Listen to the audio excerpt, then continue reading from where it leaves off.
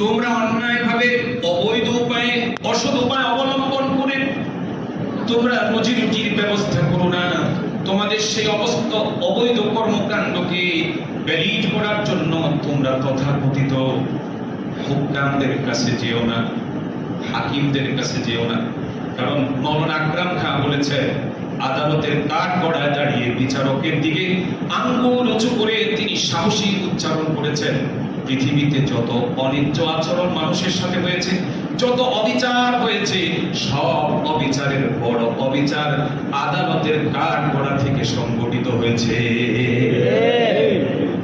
কারণ এই অবৈধ কাজগুলো একা পৃথিবীতে কেউ করতে পারে না। এর একটা বিশাল সিন্ডিকেশন প্রয়োজন হয়, তার ডান হাত বাম হাতের প্রয়োজন হয়।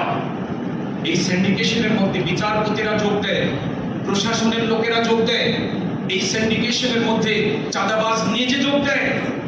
সবাই মিলেমিশে সংখ্যাগরিষ্ঠ মানুষের সাথে সমঝোতার নামে তাদেরকে মাস্তানির জালে আবদ্ধ করে তাদের বৈধ ইনকাম থেকে তাদের রুটি রুজি তারা কেড়ে নেয়। এজন্য আল্লাহ এই কথা বলেছেন, লা তাকুলু আমওয়ালাকুম, ভাই তোমার ইফতারি করানো লাগবে না, ভাই অন্য রোজাদারকে তোমার ইফতারি করানোর দরকার নাই। তুমি সমঝোতা করে চাঁদাবাজি করো না।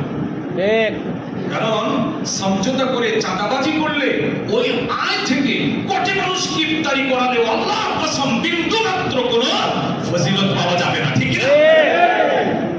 কি শুনছি আমরা যে দেশে একাডেমিক্যালি হাজার হাজার মুফতি রয়েছে, মুহাদ্দিস রয়েছে, মুফাসসির রয়েছে, আমাদের ফতোয়ার কোনো দাম নাই।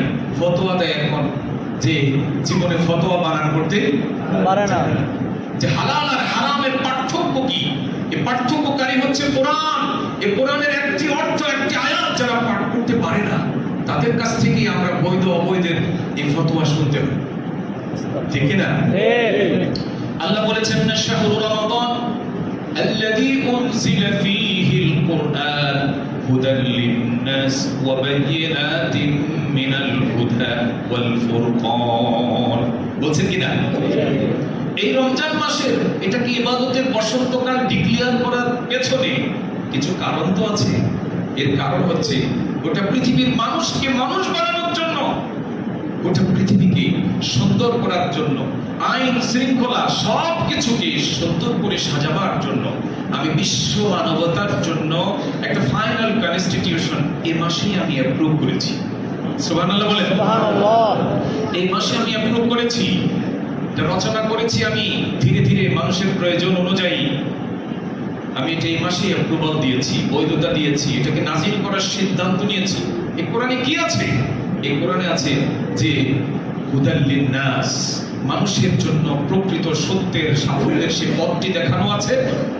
ওয়া বায়িনাতিন মিনাল হুদা ওয়াল ফুরকান, হিদায়াত মানুষ চিনতে পারবে। আর ফুরকান দিয়েছি, এই কোরআনকে ফুরকান বানিয়েছি। ফুরকান মানে কি? কোনটা লিগ্যাল, কোনটা ইললিগ্যাল, কোনটা ভ্যালিড, কোনটা ইনভ্যালিড, কোনটা জায়েজ, কোনটা নাজায়েজ, কোনটা হারাম, কোনটা হালাল, কোনটা বৈধ, কোনটা অবৈধ, এই সব কিছুর বিস্তারিত বিবরণ আমি এই কালামকে আমি করে দিয়েছি। সুবহানাল্লাহ বলেন। সুবহানাল্লাহ। এখন এই কালাম সম্পর্কে তো কোনো আইডিয়া নেই, এই কালাম সম্পর্কে তো কোনো আইডিয়া নেই।